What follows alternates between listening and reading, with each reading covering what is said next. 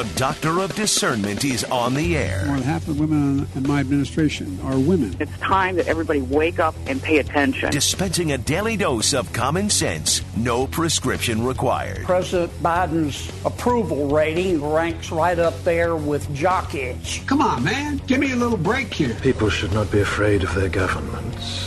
Governments should be afraid of their people. I don't believe in a no-win scenario. This is the Greg Belfridge Show. Good morning, my friend. The marketplace of ideas is open. Oh, terrible tragedy yesterday in Kansas City. 8 children among the 22 people who were hit by gunfire. The parade to celebrate the Super Bowl victory of the Kansas City Chiefs was yesterday, and it's really, really shocking. Kansas City Police Chief Stacey Graves said 3 people have been detained as part of the investigation, and she spoke. She said, "I'm angry about what happened today. The people who came to this celebration should expect a safe environment," she said. Police weren't, when these events happen, police are in the process of gathering information, so they didn't release any details about the people who were detained. She said firearms had been recovered, but not what kind, and she said all of that is being actively investigated. And she said, now again, this was previous, she said she had heard that fans may have been involved in tackling the suspect, which in fact they were. But again, this was early on, so her initial comments. So again, 22 people hit by gunfire, including 8 children, and a woman dead. People are just heartbroken who knew her. Lisa Lopez Galvin she was a Kansas City Chiefs super fan, mother of 2, among those that were shot yesterday, and sadly, she died later yesterday afternoon, and it was pretty touching because her Facebook page had been filling up with messages from people who were sending prayers to you and your family, and prior to news of her death being out there. Beautiful woman. Likely you've seen her photos this morning. And her friends are saying she was the most wonderful, beautiful person. She was a local DJ. And her friends said she did everybody's weddings. We all knew her. She was so full of life. So she worked as a disc jockey for a community radio station. And she went by the name of Lisa G. And you can imagine friends just absolutely heartbroken.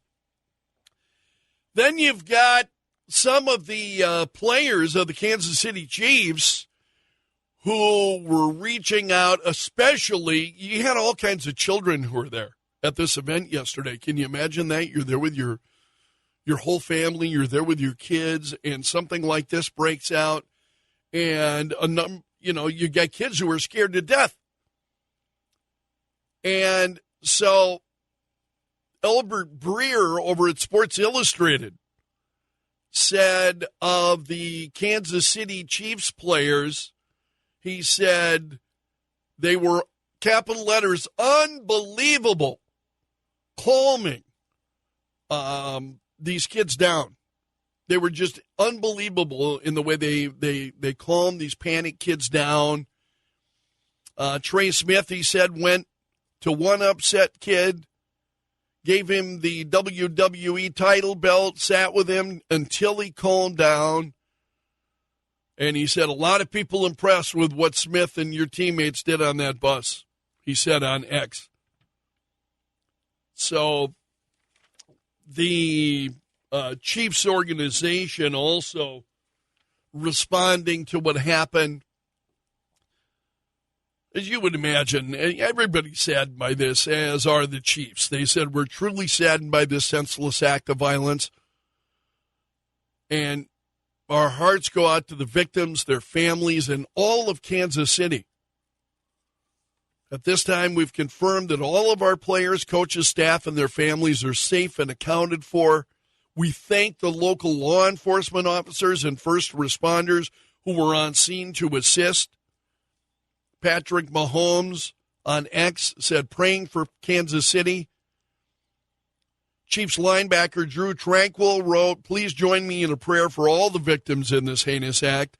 Pray that doctors and first responders would have steady hands and that all would experience full healing.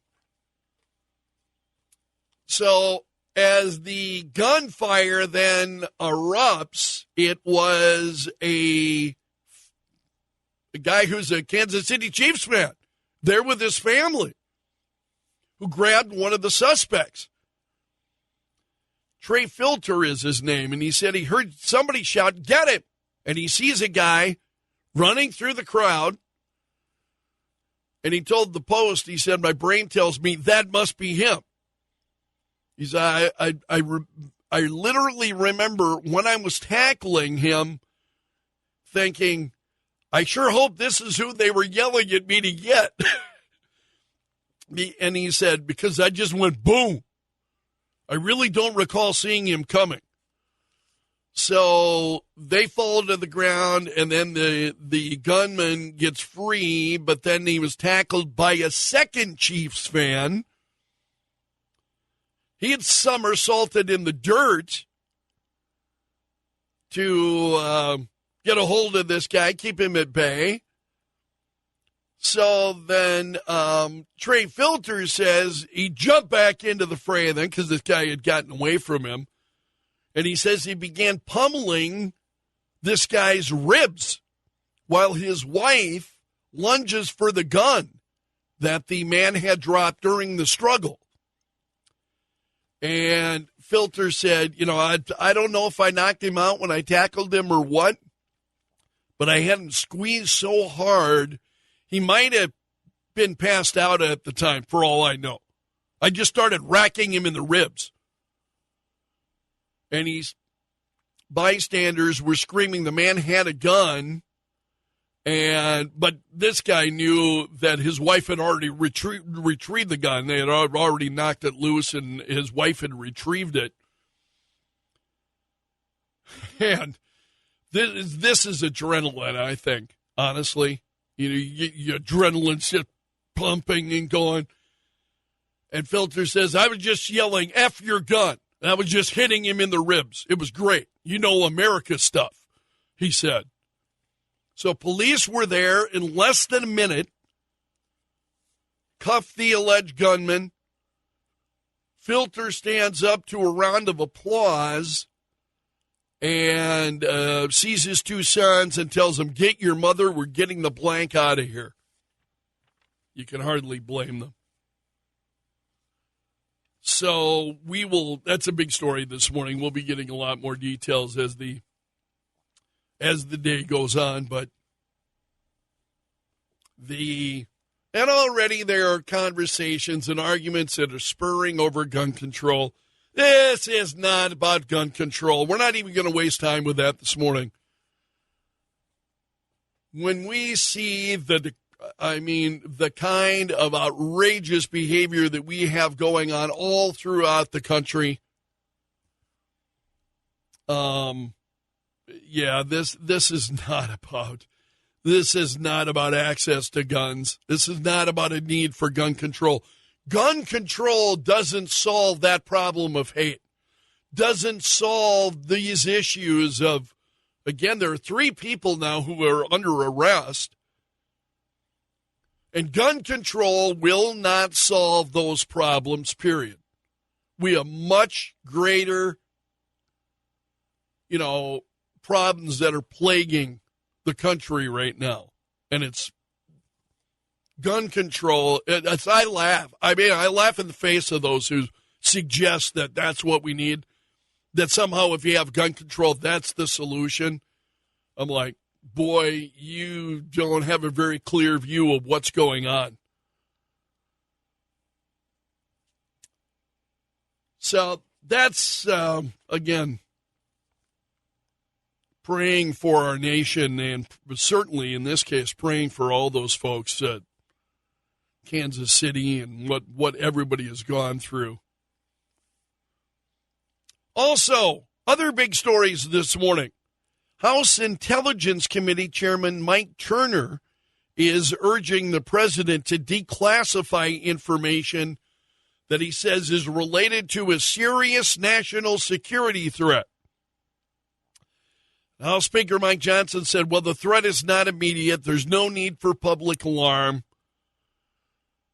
So as you get into this, and I did a little bit of digging, it's regarding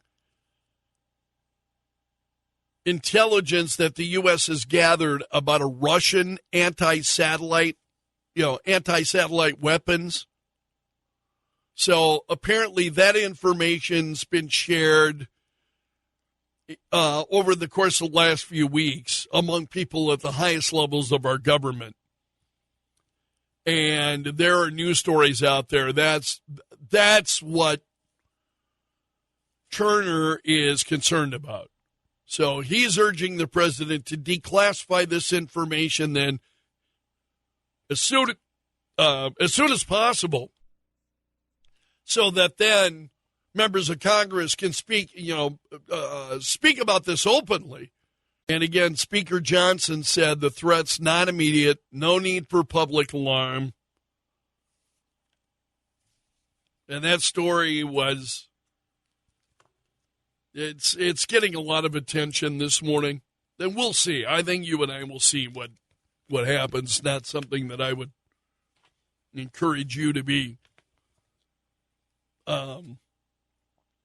to panic over. I agree with Speaker Johnson. No need for public alarm. I think there are some issues that require public alarm. I don't know that this is one of them. Also, Special Counsel Robert Hur is in final conversations to publicly testify before Congress in March about his report on President Biden's handling of classified documents. So Axios has got the story that Hur is thinking about his testimony. He's also reached out to former Justice Department colleagues to potentially help him prepare the